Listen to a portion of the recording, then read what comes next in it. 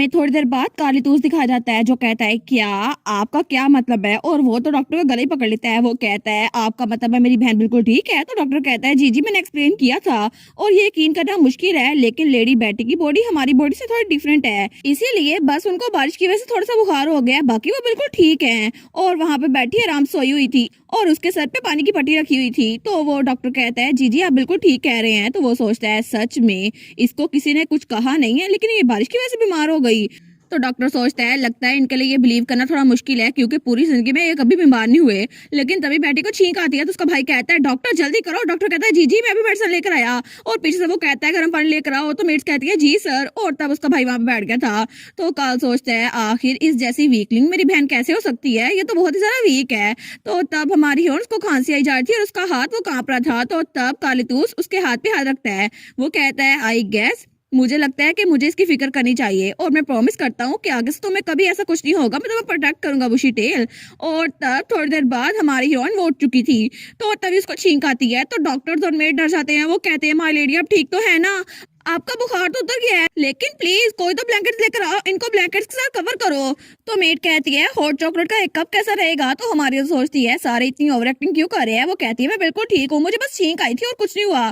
तो डॉक्टर कहते हैं अच्छा ऐसा लगता है कि आप बिल्कुल रिकवर कर रही हैं। लेकिन वो सोचता है कल से पूरा दिन लॉर्ड कालीतूस मेरे सर पे खड़े रहे थे कि अगर मेरे बहन को कुछ भी हुआ ना तो फिर देखना उसकी एक भी गलती पे मैं तुम्हें जान से मार डालूंगा।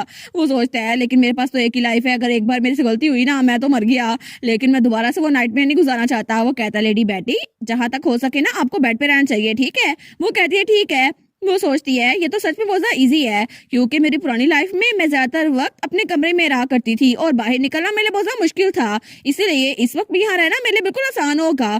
तो तब उनमें से एक मेड कहती है मैं बिल्कुल श्योर हूँ कि वो लोग कल तक डची में पहुंच चुके होंगे। दूसरी कहती है हाँ हाँ मैंने सुना है कि हिज ग्रेस और उनके सोल्जर्स डची में आ जाएंगे। तो हमारी बेटी कहती है क्या।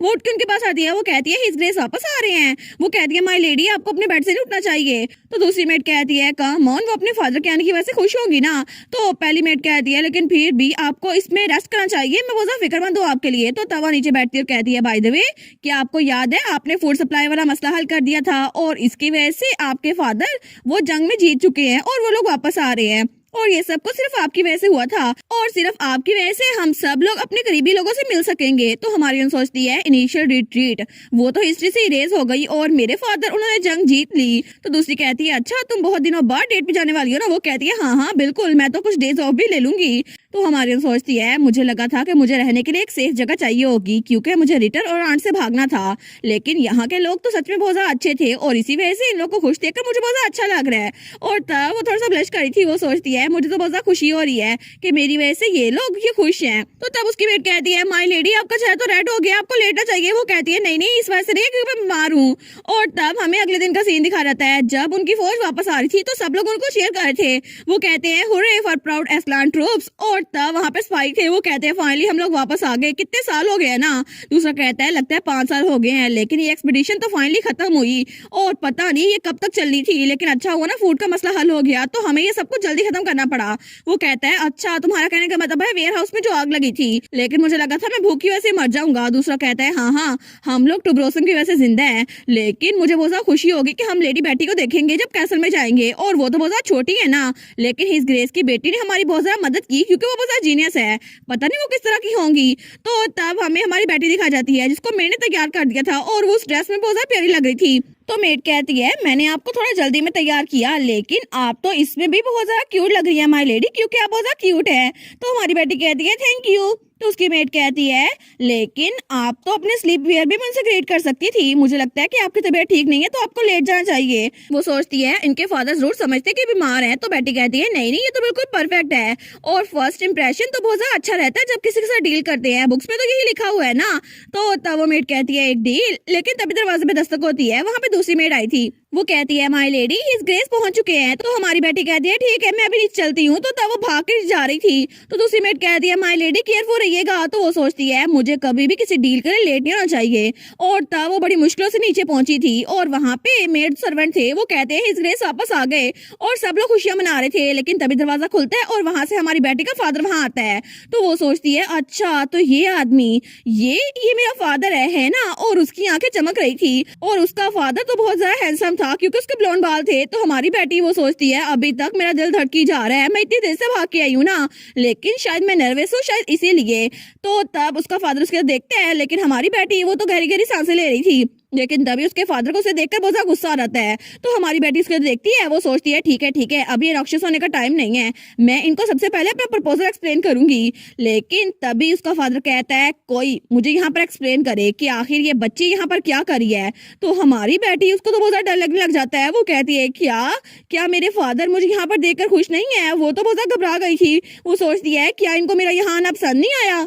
तो तब हमारी हीरोइन सोचती है मैंने पहले ही एक्सपेक्ट किया था कि उनका रिएक्शन इसी तरह का होगा, लेकिन मेरा भाई बटलर और बाकी के लोग मेरे साथ बहुत ज्यादा अच्छे थे, तो शायद मुझे लगा था हर कोई मुझे वेलकम कर रहा है और ये नेचुरल है ना कि मेरे फादर वो मेरी तरफ ऐसे देखे क्योंकि उनको मैं पसंद नहीं हूँ। तो उसका फादर वो दिल में सोचता है आखिर ये बेड से बाहर क्या करी है, इसको तो रेस्ट करना चाहिए ना, ये बहुत ज्यादा बीमार थी। तो तब उसका फादर बेटी की तरफ हाथ बढ़ाता है उसके सर पे हाथ रखने के लिए। लेकिन तभी हमारी हीरोइन वो सोचती है ये तो मेरी तरफ हाथ बढ़ा रहे हैं जैसे आंट मेरी तरफ हाथ बढ़ाया करती थी मुझे मारने के लिए, और वो मुझे कहती थी तुम्हारी जैसी बच्ची उसको पनिश करना चाहिए, और तब उन्होंने मुझे थप्पड़ मारा था। लेकिन तब मैं कहती थी मुझे माफ कर दे आंट, और उसकी आंट कहती शट अप। लेकिन तभी वो बहुत ज्यादा डर जाती है, वो सोचती है मुझे बहुत ज्यादा डर लग रहा है। तो तब उसका फादर उसकी तरफ हाथ बढ़ाते बढ़ाते रुक जाता है और थोड़ा सा हिचकिचाता है। लेकिन तभी वहां पर कार्लितोस आता है उसका भाई। तो तब हमारी उसको देखती है, तो तब उसका फादर कहता है कार्ल तुमने अच्छा काम किया, फूड प्रोविजन ऑर्डर वो अच्छा काम किया, गुड जॉब। तो कार्लितोस कहता है आखिर आप मुझसे बात क्यों कर रहे हैं, ये सब कुछ मैंने नहीं किया, ये सब कुछ तो आपको बुशी टेल से कहना चाहिए क्योंकि सारा मसला उसने हल किया था। और वो हमारी उनके पास आ खड़ा हो जाता है। तो हमारी सोचती है हाँ बिल्कुल मैंने पहले ही बहुत बड़ी चीज अकम्प्लिश कर ली है, तो मुझे नर्वस होने की कोई जरूरत नहीं है, और सिर्फ मैं ही हूँ कि जिसे पता है आगे क्या होने वाला है, इसलिए मेरा अगला मूव उसके लिए मुझे काम रहना होगा, ठीक है, क्योंकि बातचीत शुरू करने से पहले मुझे सब कुछ प्लान करना होगा। तो हमारी बेटी हिम्मत करके कहती है योर ग्रेस मैं चाहती हूँ कि मैं आपको एक डील प्रपोज करूँ क्योंकि मुझे पता है कि आप इसके लिए पछताएंगे नहीं। तो तब वो सबके सामने ये बात करी थी। वो कहती है मैंने अभी फूड सप्लाई का मसला हल कर दिया था, लेकिन अभी भी वक्त है, मुझे और भी मसलों का पता है जिसको मैं हल कर सकती हूँ और आपको इस डची में रूल करने में हेल्प कर सकती हूँ। तो तब उसका फादर सोचता है एक डील, योर ग्रेस आखिर क्या बात करी है, ये मुझे फादर कह के क्यों नहीं बुलाती। वो कहता है हम लोग कल बात कर सकते हैं, अभी के लिए वो बटलर के कान में कहता है इसको वापस बेडरूम में लेके जाओ ताकि ये रेस्ट कर सके। तो वो कहती है जी और ग्रेस, और तब हमारी बेटी के पास आती है और कहती है माय लेडी क्या हम लोग आपके कमरे में चले, आप रेस्ट कर लेना कल बात करेंगे। वो कहती है ठीक है मुझे अपने कमरे में जाना है ना, तो मैं चीजें भी प्रिपेयर कर लूंगी। वो कहती है जी माय लेडी। तो तब उसका फादर उसको जाते हुए देख रहा था, लेकिन थोड़ी देर बाद उसका फादर अपने ऑफिस में आया था। तो तभी वहां पे फ्रेडरिक भी था। वो कहता है योर ग्रेस मुझे माफ कीजिएगा, लेकिन आपके वापस आने से पहले आपने मुझे कहा था ये रिपोर्ट आपको दिखाऊं और इसमें बहुत सारी चीजें लिखी हुई हैं। लेकिन तभी दरवाजे पे दस्तक होती है, कोई कहता है योर ग्रेस मैं हूँ जुआना। तो ड्यूक कहता है हाँ अंदर आ जाओ। तो जुआना कहती है लेडी बेटी अभी सोई है, फॉर्चुनेटली वो बिल्कुल भी बीमार नहीं है, वो बिल्कुल ठीक है। तो उसका फादर कहता है ये तो अच्छी बात है, मैंने सुना था कि मेरी बेबी वो सिक है, लेकिन अच्छा हुआ कि वो बीमार नहीं हुई। वो सोचता है ये तो बिल्कुल वैसी थी ना, छोटी सी जैसे पहले थी, और जब ये पैदा हुई थी ना तब भी बिल्कुल प्यारी सी थी, और इसकी आंखें और बाल बिल्कुल सेम टू सेम वैसे ही हैं, और मेरी छोटी सी बच्ची वो थोड़ी सी बड़ी हुई है, लेकिन फिर भी मैं उससे मिल पाया और मैं बहुत ज्यादा खुश हूँ, और इसीलिए मैं उसके सर पे हाथ रखना चाहता था ताकि मैं उसको बता सकूं मैं उसको कितना ज्यादा पसंद करता हूँ। लेकिन उस वक्त मेरी बेटी मुझसे डर रही थी, लेकिन आखिर उसने ऐसा रिएक्ट क्यों किया था। तो तब वो उन दोनों से कहता है क्या मैं तुम लोग को स्केरी दिखता हूँ। तो वो दोनों कहते हैं क्या। तो जोआना कहती है नहीं आप बिल्कुल भी स्केरी नहीं है। लेकिन फ्रेडरिक कहता है जी माय लॉर्ड आप तो बहुत ज्यादा स्केरी हैं, और आप तो इतने ज्यादा स्केरी हैं कि बच्चे तो क्या बड़े भी आपसे डरते हैं और कोई भी आपके पास नहीं आना चाहता। तो ये बातें उसके दिल में जाके चुभती हैं। तो तब फ्रेडरिक तो आगे बताई जा रहा था कोई भी अगर आपको देखे ना तो आपको देखते ही डरना शुरू कर दे और आपको देखे कांपना शुरू कर दे, आप तो डर की अच्छी मिसाल है, और कोई भी कभी भी आपके शैडो में आना पसंद नहीं करेगा क्योंकि आपसे सबको डर लगता है। तो तब ड्यूक बेचारा वो सोचता है अब मैं समझ सकता हूँ कि मेरी बच्ची मुझसे क्यों डर रही थी। लेकिन बटलर कहती है योर ग्रेस आप ठीक तो है ना। तो वो कहता है अच्छा, लेकिन तभी उसके हाथ में कुछ डॉक्यूमेंट थे। वो कहता है अभी मैं इस बारे में सोच रहा था, लेकिन मुझे उसे डेफिनेटली कुछ ना कुछ देना होगा। तो तब फ्रेडरिक तो आगे बताई जाता था कि ग्रेट लाइन से सब लोग डरते हैं, लेकिन तभी ड्यूक कहता है फ्रेडरिक, वो कहता है जी और ग्रेस। तो ड्यूक अपने हाथ में कुछ डॉक्यूमेंट लेते हुए कहता है इन सबको प्रिपेयर करवा दो मेरी बेटी के कल उठने से पहले। तो फ्रेडरिक कहता है जी मैं समझ गया, ऑफ कोर्स आप मुझ पर ट्रस्ट कर सकते हैं योर ग्रेस, मैं मेक श्योर करूंगा कि हर चीज परफेक्ट हो और हर चीज सेट हो जाए। और तब हमें अगले दिन का सीन दिखा रहता है और तभी वहां पर एक ट्रॉली आती है और तब हमारी हीरोइन के सामने बहुत सारी पेस्ट्रीज और डिजर्ट रखे थे। तो हमारी हीरोइन कहती है क्या क्या यहाँ पे टी पार्टी हो रही है? तो फ्रेडरिक कहता है एज एक्सपेक्टेड, आप क्यूरियस है ना ये क्या चीज है माय लेडी? तो तब वो कहता है ये सारे डिजर्ट आपके फादर ने यानी कि हमारे मास्टर ने प्रिपेयर करवाए एक फेमस पेस्ट्री शेफ से और ये स्पेशली आपके लिए लाए गए हैं। और अगर आप इसको करीब से देखें ना तो हर एक का डिफरेंट थीम है, प्लीज इसको खा के एंजॉय करे। तो हमारी हीरोइन वहां बैठ गई थी, वो कहती है मैं यहाँ पे टी पार्टी एंजॉय करने के लिए तो नहीं आई, लेकिन जैसे अपने फादर को देखती है ना तो वो बड़े प्यार से उसको देख रहा था। तो वो सोचती है ये तो अस्चारा बना रहे हैं लेकिन फिर भी डील तो पहले आती है, आखिर हो क्या रहा है। लेकिन अगर ये चाहते हैं ना मैं इसको खाऊं फिर भी मेरे पास इसके लिए टाइम नहीं है। और थोड़ी देर बाद उसको खाना शुरू हो गई थी। वो सोचती है ये तो बेस्ट बिस्किट है जो मैंने अपनी पूरी जिंदगी में खाए हैं। लेकिन तब वहां पे बाकी लोग भी बैठे हुए थे, वो सारे कहते हैं और लेना माय लेडी, क्या आपको ये पसंद आए? हमें अच्छा लग रहा है, आप इंजॉय कर रही हैं। वो सोचती है सारे के सारे मुझे इतनी टेंशन क्यों दे रहे हैं, इससे तो मेरा स्टमक अपसेट हो जाएगा ना। लेकिन तभी वो सोचती है क्या ये कोई डिप्लोमेटिक स्किल है जिसकी वजह से ये मुझे खाना खिला रहे हैं। तो उसका फादर कहता है कि तुम्हें और चाहिए? वो कहती है नहीं नहीं काफी है। और तब वो अपना मुंह पहुंचते हुए कहती है ठीक है इस लवली टी टाइम के लिए थैंक यू सो मच, लेकिन जैसे ही मैंने कल मेंशन किया था ना मुझे आपको एक डील प्रपोज करनी है। तो वो सोचता है आखिर इसने ऐसे बात करना कहाँ सीखी। वो कहता है ठीक है तो मुझे बताओ क्या बात करनी है। तो हमारी बेटी कहती है जी और ग्रेस, सबसे पहले पुराने कुछ दिनों से मैंने इस सिचुएशन में नजर रखी हुई है और यहाँ पर जो गिल्ड्स आ रही है ना उनकी तादाद बहुत ज्यादा कम होती जा रही है। तो ड्यूक कहता है क्या तुम्हें कैसे पता? तो वो सोचती है अपनी स्क्विरल वाली फॉर्म में मैंने सब पे नजर रखी हुई थी और इसकी वजह से मुझे पता चल गया कि यहाँ पर हो क्या रहा है। तो हमारी हीरोइन कहती है सबको पता है कि हमारे नॉर्दर्न माउंटेन्स वो एक ऐसी जगह है जहाँ पे डची है और अगर कभी हमला हुआ ना तो यहाँ के लोग फ्रंट लाइन का काम करेंगे और ये एक तरह से पूरे एम्पायर की डिफेंस फोर्स है। लेकिन इसके अलावा यहाँ पे एग्रीकल्चर पर्सपेक्टिव बहुत ज्यादा बुरा है और इसी वजह से बहुत सारे लोग यहाँ पे फूड शॉर्टेज की वजह से मर जाते हैं। लेकिन उसी मसले को खत्म करने के लिए यहाँ पर गिल्ड्स आती हैं और मसले को हल करती हैं। वो सोचती है अनफॉर्चुनेटली वो गिल्ड्स वो तो अब कम आती जा रही हैं लेकिन फ्यूचर में ये तो बिल्कुल खत्म हो जाएंगी क्योंकि बहुत जल्द ही यहाँ पर कुछ ऐसा होने वाला है कि गंदम की कीमत भी सोने से ज्यादा हो जाएगी और तब तो मेरे पास खाने के लिए कुछ भी नहीं होगा। और मेरी पुरानी लाइफ में भी ऐसा ही कुछ हुआ था जब मेरे पास खाने के लिए एक सड़ा सा ब्रेड आया था और तब मुझे पता चला था कि यहाँ पर खाने की शॉर्टेज हो गई है और किसी को कुछ नहीं मिल रहा। लेकिन वो सोचती है इट्स ओके क्योंकि मेरे पास प्रॉब्लम का सोल्यूशन पहले ही है ना और इस सोल्यूशन के तौर पर मैं सबकी लाइफ बचा सकती हूँ और लोगों की जान बचाना ये तो बहुत ज्यादा इंपॉर्टेंट है।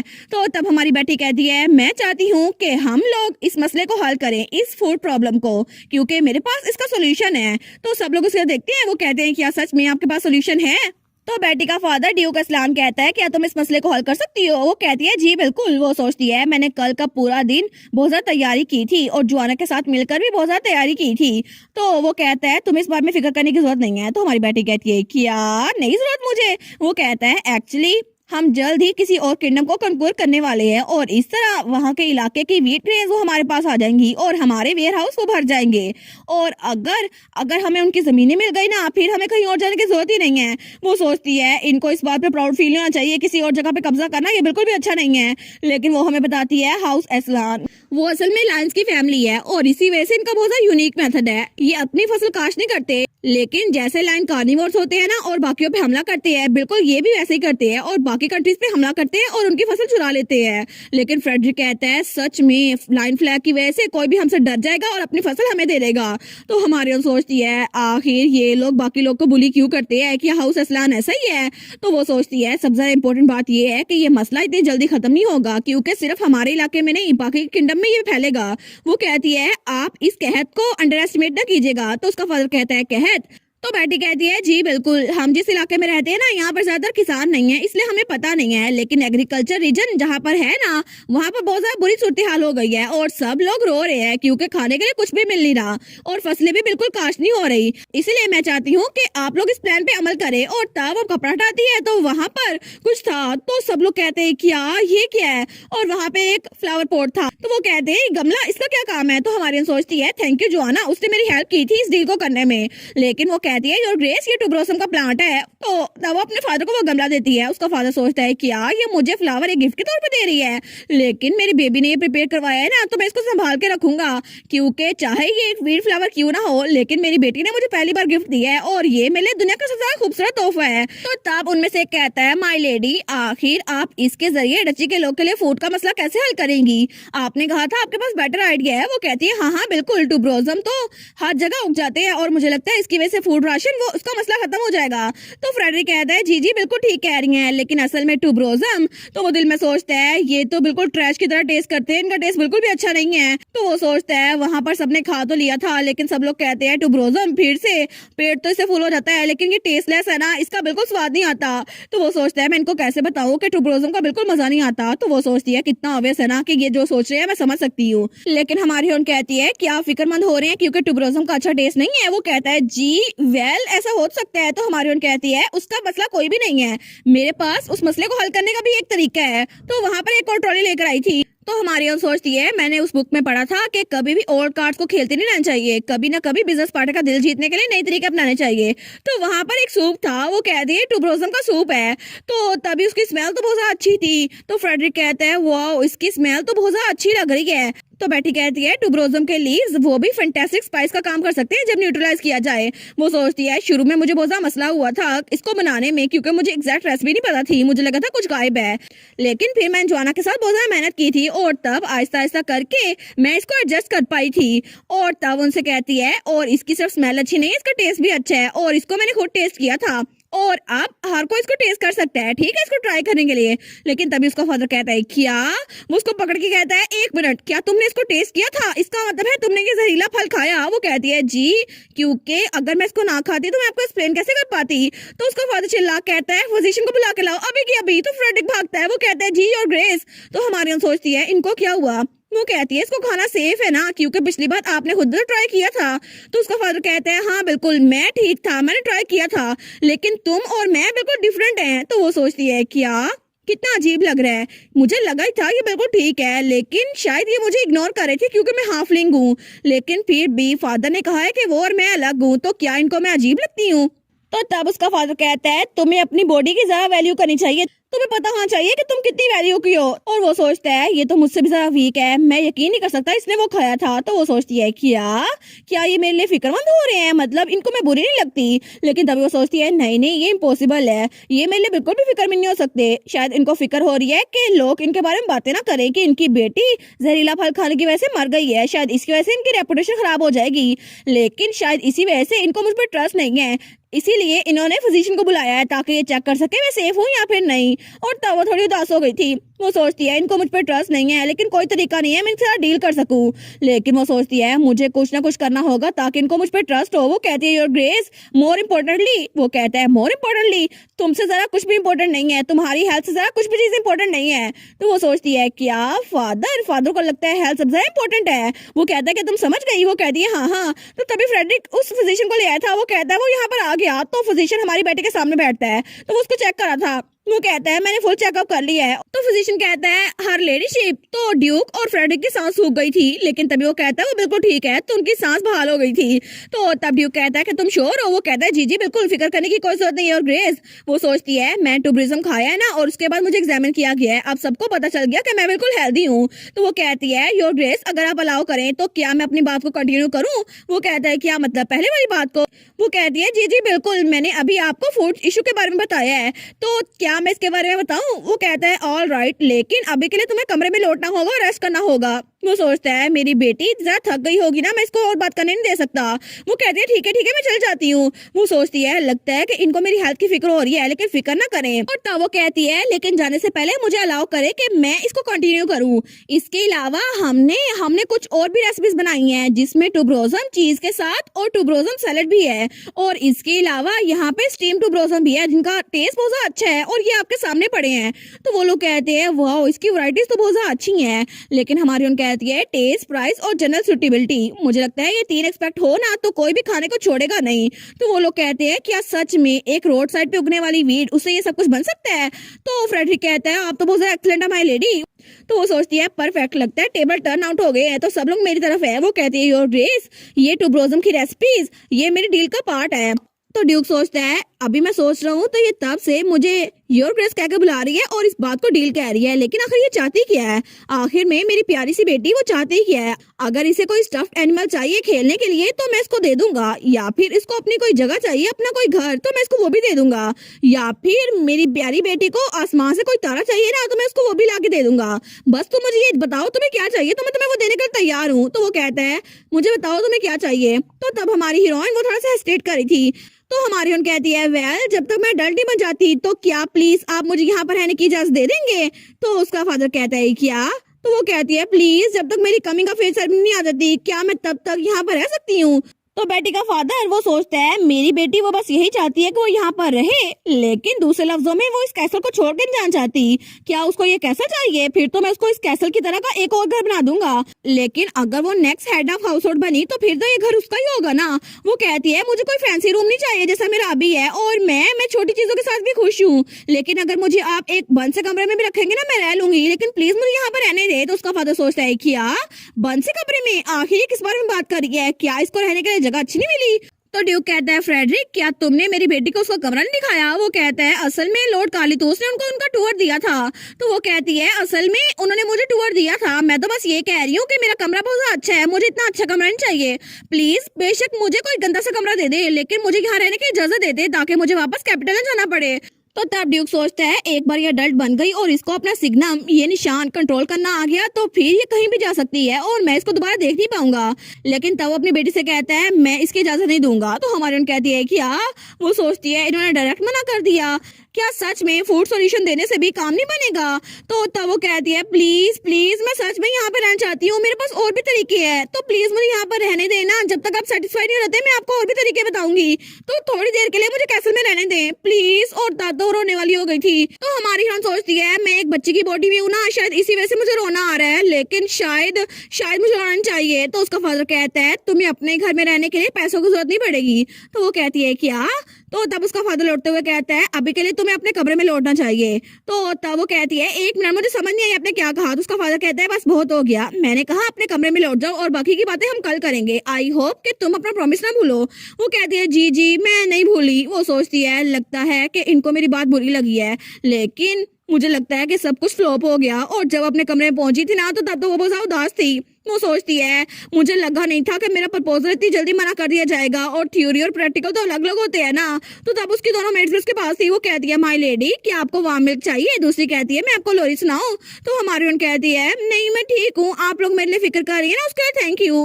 वो सोचती है सब लोग मेरी तरफ फ्रेंडली है, लेकिन तभी दरवाजा खुलता है और वहां पे उसका भाई आता है। वो कहता है बुशी टेल तुम्हें क्या हुआ? तो तब वो मेट कहती है माय लॉर्ड ये तो जब से वापस आई है ना तब से ऐसे ही है। दूसरी कहती है जी जी पता नहीं आज क्या हुआ था।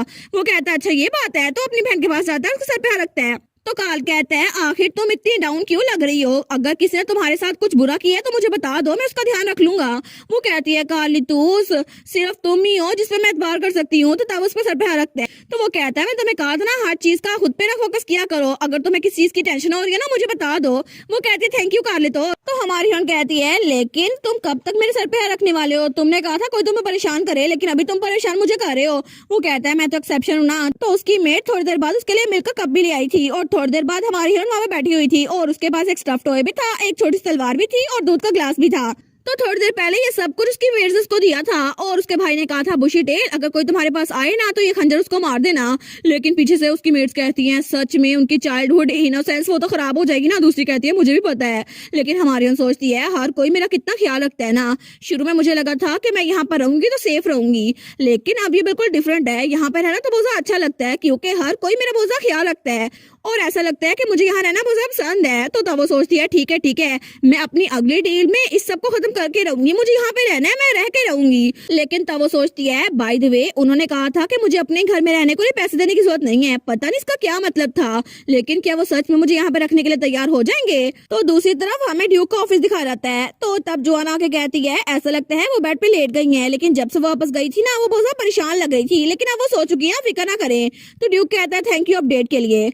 लेकिन तब वो कहता है मुझे इस बात की टेंशन हो रही है कि वो छोटी सी बच्ची है, आखिर यहाँ पर कैसे आई होगी, और मेरी प्यारी सी बेटी, उसको तो ठंड बिल्कुल बर्दाश्त नहीं होती, इसी वजह से तो मैंने उसको वहां भेजा था।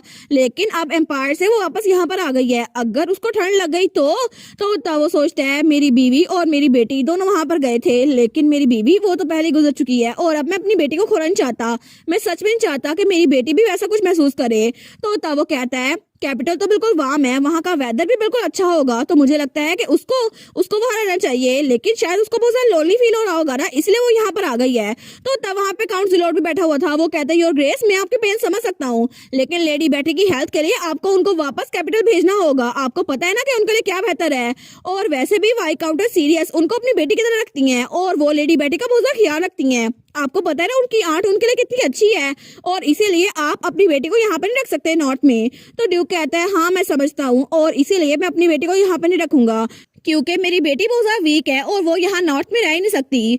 और तब वो सोचता है मेरी प्यारी बेटी। तो फ्रेडरिक सोचता है कि इनके एक्सप्रेशन ऐसे कैसे लग रहे हैं, पहली बार मैंने इनके एक्सप्रेशन ऐसे देखे हैं, और ये तो गोल्डन लाइन ड्यूक है ना। तो काउंसिलर कहता है अच्छा जो भी है आप तो बहुत ज्यादा स्ट्रॉन्ग है, आपको स्ट्रॉन्ग रहना होगा। वो सोचता है अगर ऐसे चलता रहा ना तो वो फिर से मेरे प्लान को मैसअप कर देगी, मुझे उसे वापस भेजना ही होगा। लेकिन फ्रेडरिक कहता है लेडी बेटी वो तो यहाँ पर रहना चाहती हैं, मेरी उनकी उम्र की एक भतीजी है, और मेरी भतीजी वो तो जब अपनी किसी बात पे अड़ती है ना तो हंगर स्ट्राइक करती है, वो तो कई दिनों तक खाना भी नहीं खाती और उनके पेरेंट्स को गिव अप करना पड़ता है। तो बटलर जोआना भी कहती है उनकी उम्र के बच्चे अक्सर ऐसा करते रहते हैं। तो तब ड्यूक कहता है क्या वो खाना खाने से मना कर देती है, इसका मतलब है मेरी बेटी भी ऐसा कहेगी, वो कहेगी मैं खाना नहीं खाऊंगी, मैं मर जाऊंगी लेकिन कैपिटल वापस नहीं जाऊंगी। वो तो बिल्कुल सीरियस हो गया था, वो सोचता है वो तो पहले छोटी सी है, अगर उसने खाना ना खाया तो उसकी हेल्थ तो और बिगड़ जाएगी ना, ये तो अच्छा होगा, इसलिए मुझे कोई ना कोई प्लान करना होगा ताकि वो वापस चली जाए, लेकिन उसकी हेल्थ के लिए मुझे ये सब कुछ करना ही होगा ताकि वो बीमार ना पड़ जाए, और शायद इसीलिए मुझे यहाँ पर रहने देना चाहिए उसको। तो तब वो तो सोची जा रहा था। तो फ्रेडरिक कहता है क्या हुआ आपको, लेकिन एनीवेज लेडी बेटी तो बहुत अमेजिंग है ना, उन्होंने तो इतनी छोटी सी उम्र में इतने अच्छे आइडियाज दिए हमें, और इसके अलावा उन्होंने डिटेल प्लान भी दिया है। तो ड्यूक कहता है ना मेरी बेटी बहुत ज्यादा स्पेशल है और उसका टैलेंट तो बहुत ज्यादा अच्छा है, और वो तो अपनी बेटी का फैन नंबर 1 था। लेकिन तब वो सीरियस होते हुए कहता है मुझे एक बात समझ नहीं आ रही, वाई काउंटर सीरियस उन्होंने मेरी बेटी की इस साइड के बारे में मुझे क्यों नहीं बताया, मैंने उनको कितनी बार बताया कि मेरी बेटी के बारे में मुझे हर एक चीज बताए, शायद उसे ये लगा होगा कि मेरी रिक्वेस्ट इतनी अच्छी नहीं है इसलिए उसने जवाब नहीं दिया। तो तब काउंसिलर कहता है आई डाउट कि ऐसा कुछ हो, मुझे लगता है लेडी बेटी बहुत यंग है ना शायद इसीलिए, और वैसे भी वो छोटी सी बच्ची है, लेकिन अगर उन्होंने आपको बता दिया होता कि वो जीनियस है तो शायद उन पे बहुत ज्यादा प्रेशर पड़ता, इसीलिए उन्होंने लेडी बेटी की हेल्थ के लिए ये सब कुछ किया होगा।